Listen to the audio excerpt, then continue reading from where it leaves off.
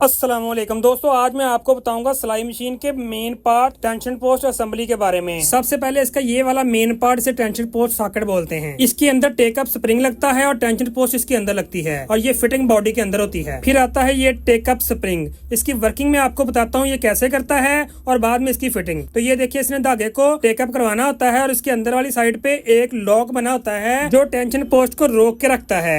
अगर ये लॉक टूट जाए तो टेकअप स्प्रिंग फ्री हो जाता है। अब ये लॉक लगता कैसे है वो भी आप देख लें। ये टेंशन पोस्ट को आपने स्प्रिंग के अंदर ऐसे लगाना है कि जो टेंशन पोस्ट के अंदर ये वाली एक लाइन बनी होती है, इस लाइन में लॉक ने लगना होता है। अगर लाइन से लॉक आउट हो जाए तो टेकअप स्प्रिंग अपनी वर्किंग छोड़ देता है। तो इसको कहाँ पे फिट करते हैं, कैसे फिट करते हैं, वो मैं अब आपको बताता हूँ। इसकी फिटिंग का तरीका बहुत ही आसान और सिंपल है। टेकअप स्प्रिंग को आपने बैक साइड से पकड़ने के बाद आपने टेंशन पोस्ट सॉकेट के अंदर ये जो लाइन बनी होती है इसके अंदर ये वाला स्प्रिंग इस तरीके से आपने इसको डाल देना है। उसके बाद आपने लगानी है टेंशन पोस्ट। जो टेंशन पोस्ट का लॉक होता है वो आपने कैसे बिठाना है, उसकी एडजस्टमेंट कैसे करनी है वो मैं आपको बताता हूँ। तो स्प्रिंग के सेंटर में आपने ये वाली टेंशन पोस्ट लगानी है।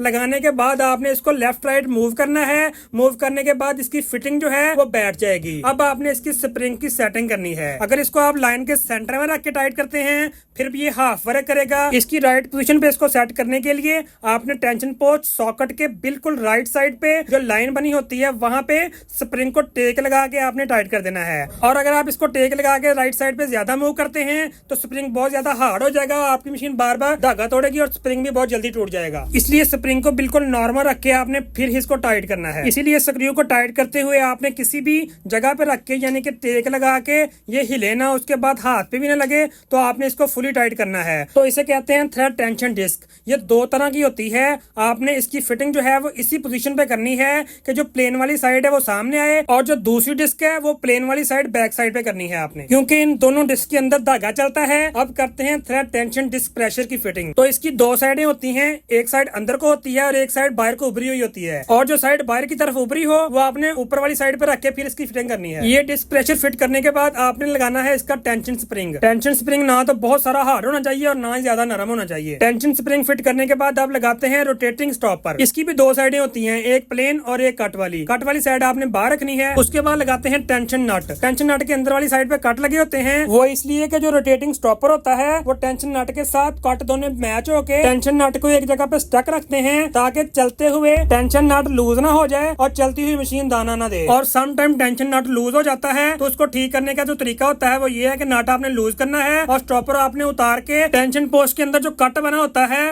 वो कट को पेचकस के साथ थोड़ा सा खोल लेना है। उससे ये होगा कि नट जो है वो टाइट हो जाएगा। टेंशन पोस्ट असेंबली की फिटिंग के बाद अब आपको बताता हूँ कि इसके बैक साइड पे एक पिन लगती है। पिन का क्या काम होता है वो भी मैं आपको बताता हूँ। ये वाली टेंशन रिलीज पिन है। इसका काम ये होता है कि जब आप बूट उठाते हैं या ऑटो मशीन का कटर लगाते हैं तो टेंशन का धागा रिलीज हो जाता है, लूज हो जाता है। अब करते हैं टेंशन पोस्ट असेंबली की फिटिंग। फिटिंग का तरीका ये है कि आपने बॉडी में इसको अच्छे तरीके से बिठा लेना है और इसकी स्प्रिंग की एडजस्टमेंट करनी है। स्प्रिंग की एडजस्टमेंट ये होती है, आपने टेकअप स्प्रिंग को प्रेशर गार्ड की तरफ करके इसको टाइट कर देना है। टाइट आपने इस तरीके से करना है कि टेंशन पोस्ट जो है वो लूज नहीं रहनी चाहिए, ना ज्यादा पीछे हो ना ज्यादा फ्रंट की तरफ हो। तो अब मैं आपको धागा डाल के चेक करवाता हूँ कि अगर स्प्रिंग वर्क ना कर रहा हो तो उसको कैसे ठीक करते हैं, क्योंकि बाद का टेंशन पोस्ट फिटिंग के बाद इसकी सेटिंग करनी पड़ती है। तो धागा डालने के बाद अगर स्प्रिंग काम ना करता हो तो उसको कैसे ठीक करते हैं, ये देखिए आपने धागा डाल लिया है, स्प्रिंग जो है वो नॉर्मल काम कर रहा है, नॉर्मल वर्क कर रहा है, यानी कि नीचे को तो जा रहा है लेकिन बैक नहीं आ रहा। अब इसको कैसे ठीक करना है, आपने पेचकस के साथ टेंशन पोस्ट के कट में पेचकस फंसा के इसको राइट तरफ को मूव करना है।